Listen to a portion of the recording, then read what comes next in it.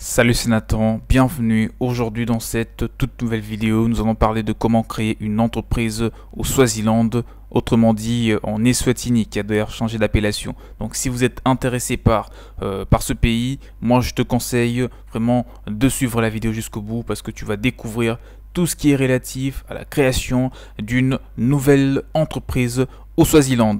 Mais avant vraiment de rentrer dans les vifs du sujet, moi je te conseille de commencer par t'abonner à la chaîne en activant la cloche de notification que tu vois juste en bas. Active cette cloche parce qu'elle te permettra de te faire alerter de toutes les prochaines vidéos qui seront publiées portant sur l'entrepreneuriat et des plein d'autres sujets. Abonne-toi pour vraiment t'apporter un maximum d'informations sur ce que tu as déjà appris jusque-là dans la création d'entreprise et dans l'investissement de façon générale. Et si tu veux te faire accompagner afin de réussir très prochainement l'ouverture de ton entreprise au Swaziland, tu peux trouver mon mail dans la description de la vidéo. Ça te permettra bien sûr de rentrer en contact avec moi et de parler de cela pour vous garantir un bon accompagnement et réussir rapidement l'ouverture de ton entreprise en Eswatini. Moi je préfère l'appeler le Swaziland parce que c'est l'ancienne appellation, mais ça passe quand même beaucoup mieux. Alors note aussi tout ce qui te paraîtra très important comme détail parce que dans la vidéo je te donnerai quand même des informations, mais ça sera une sorte de résumé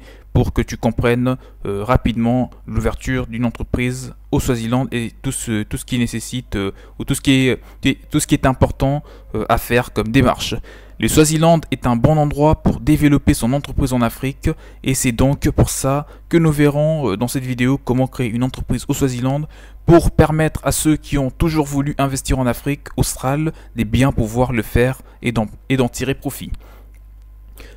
Pour un bref aperçu, il faut savoir que le Swaziland, qui est actuellement appelé l'Eswatini, est une toute petite monarchie et celle-ci se trouve plus précisément dans la partie sud du continent africain avec comme pays voisins le Mozambique ou encore l'Afrique du Sud.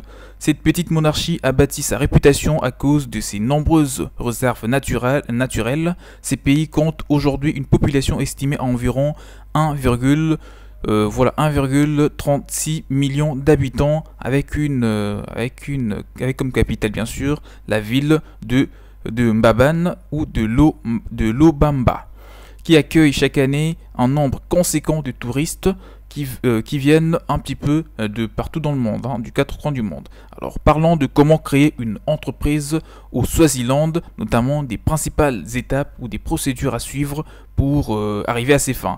Nous allons pouvoir détailler de manière plus brève les étapes importantes pour entreprendre au Swaziland parce que cela vous donne une idée assez précise à ces sujets. D'abord, il faut trouver un nom unique pour son entreprise, donc là on parle de la dénomination de votre entreprise, puis l'immatriculer auprès du registre de commerce swazilandais, et après avoir fait cela, il faudrait bien sûr enregistrer son entreprise auprès des autorités fiscales, auprès de la TVA, et obtenir ensuite un numéro d'identification fiscale unique et propre à votre entreprise.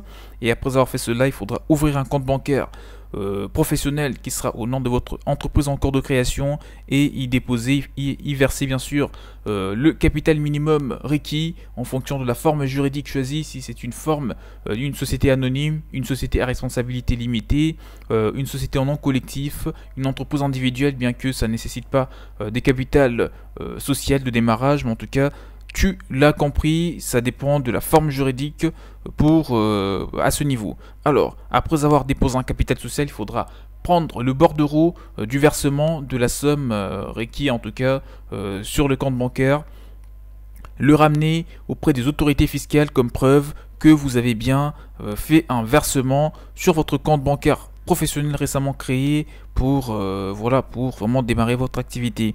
Et ensuite, il faudra procéder à la rédaction et bien sûr à la signature de tous les statuts de votre société auprès d'un notaire public.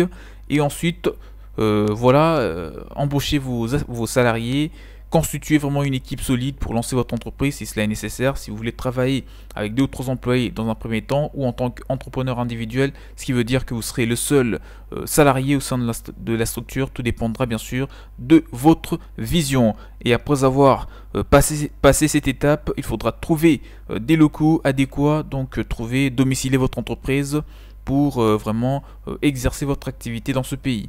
Alors, les formes d'entreprise au Swaziland.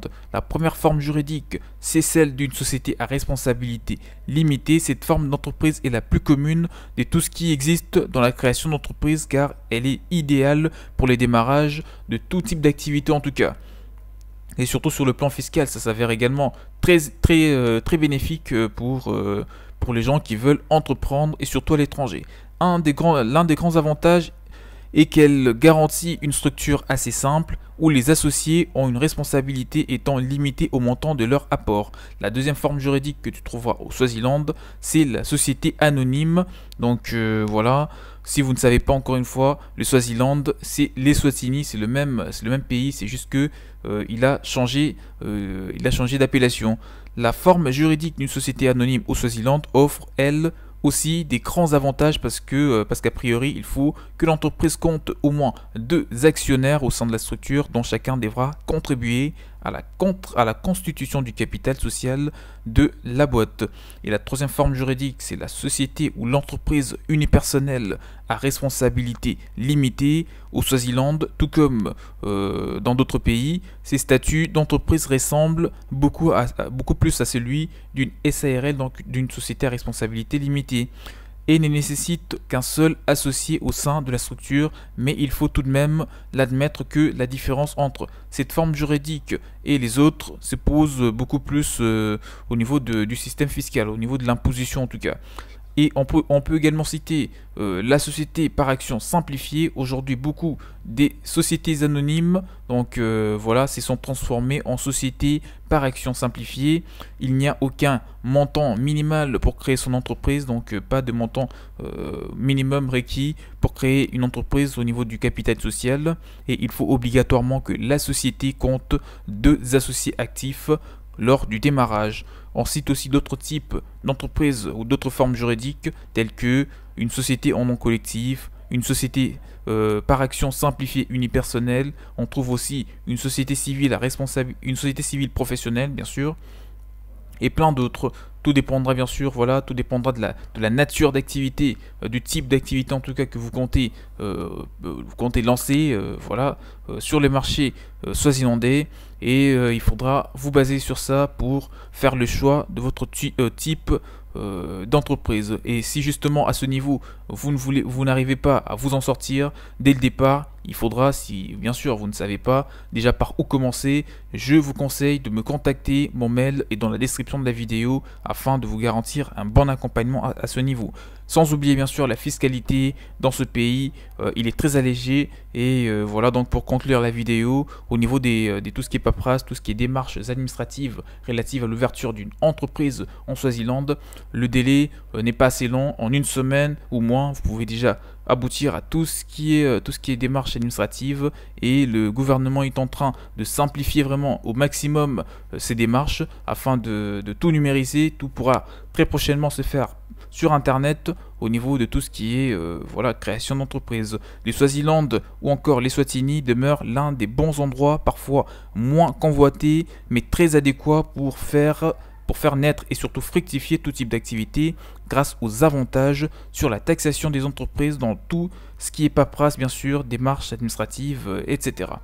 En gros, l'Afrique en général abrite des vrais paradis pour entrepreneurs et pleine d'opportunités à saisir pour booster son projet d'entreprise. Si vous êtes vraiment persuadé que mettre en place votre entreprise au Swaziland sera bien sûr une bonne affaire, et voilà, eh bien allez-y, car ces pays mettent tout en œuvre pour donner un gros coup de pouce aux investisseurs locaux et étrangers ayant de projets à lancer vraiment sur son marché entrepreneurial. Quant à moi, je vous dis vraiment à la prochaine.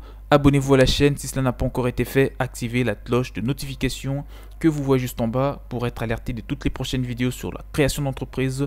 Et si vous voulez faire accompagner, encore une fois, n'hésitez pas de m'écrire. Et s'il y a des points qui n'ont pas été abordés, mettez-les-moi tous dans le commentaire. Donc voilà, je vous dis, on se retrouve très prochainement pour d'autres vidéos sur l'entrepreneuriat. Ciao, ciao!